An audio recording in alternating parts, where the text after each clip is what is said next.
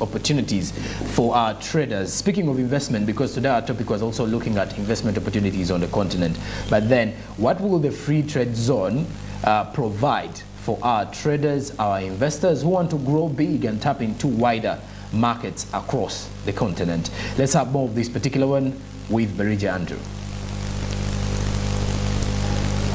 Thank you very much, Jerome Paul Sunku, and welcome to Smart Men's Business on Ground. I'm Andrew Barije, and this time around we are discussing the African Continental Free Trade Area as we want to examine what does it mean to the traders in Uganda, what's its impact in Uganda, and how are the traders ready to ensure that they participate in this African Continental Free Trade Area. Already 54 countries have already ratified to be a part of this Continental Free Trade Zone area, as they will be transacting goods and services across the borders with free taxes without, let me say, there will be tax exemption on those goods that will be crossing the borders, and this is going to be very instrumental.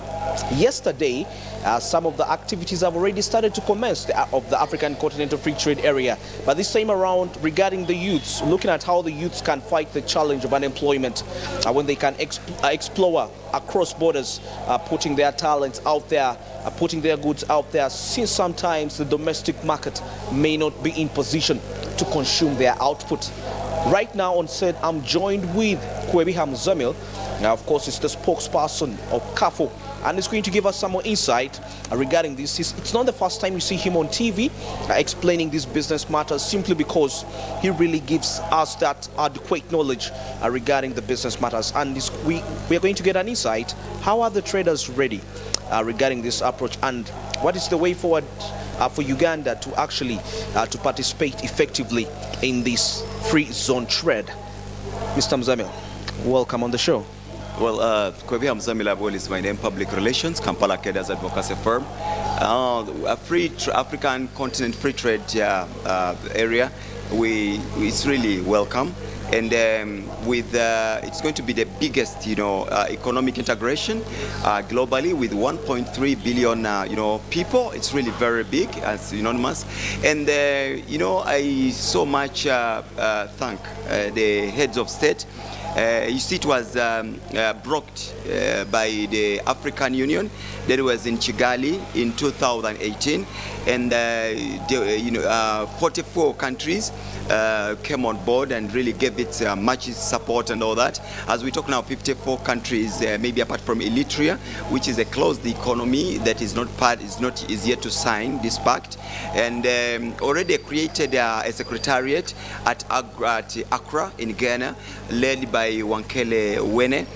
So it's really going to be massive, and there is high kind of positive results.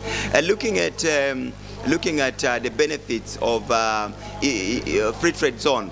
One, we are likely to have the Africa kind of exports, which is going to increase our GDP to 3.4 trillion, USA dollar. It's really high compared to 16% that we've been exporting, abroad. And then we've been having redundant, kind of exports within ourselves. So creating this economic benefits, then we are likely to benefit more. We are looking at the benefits like of women. Wages are going to increase from 11 to 11.1% compared to men, which is likely to be around 9. But as in real income, it's going to increase 9%, real income, which is going to pull 50 million people out of extreme poverty. That's by 2034. So this is so massive and so big. So however, there are certain areas they're likely to work upon. They're likely to work upon investment policies, looking at the intellectual property, looking at also e-commerce, and probably also remove barriers that are likely to affect the free movement of trade. Because in the genesis of Africa, people have been, moving freely. But because of the political interest, people had to confine themselves within their small borders. And the political attitude, I'm happy, it's really changing.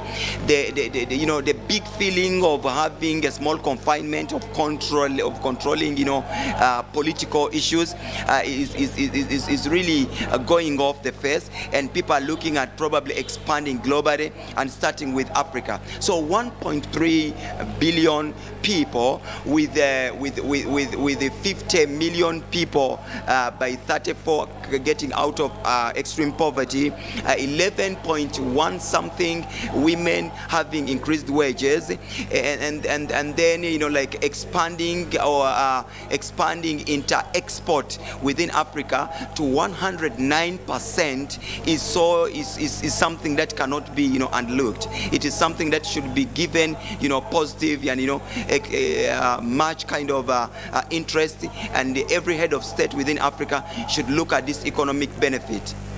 Yes. Well, very interesting. Maybe if I may inquire, how are Ugandans ready, the Ugandan traders? In any way you're trying to sensitize them? Because sometimes when we meet out with some of them and you discuss such matters, they seem to be green about them. So how far have we gone in terms of sensitizing our traders to get ready? Because the movie is already on, but now we need the participants to benefit, most especially the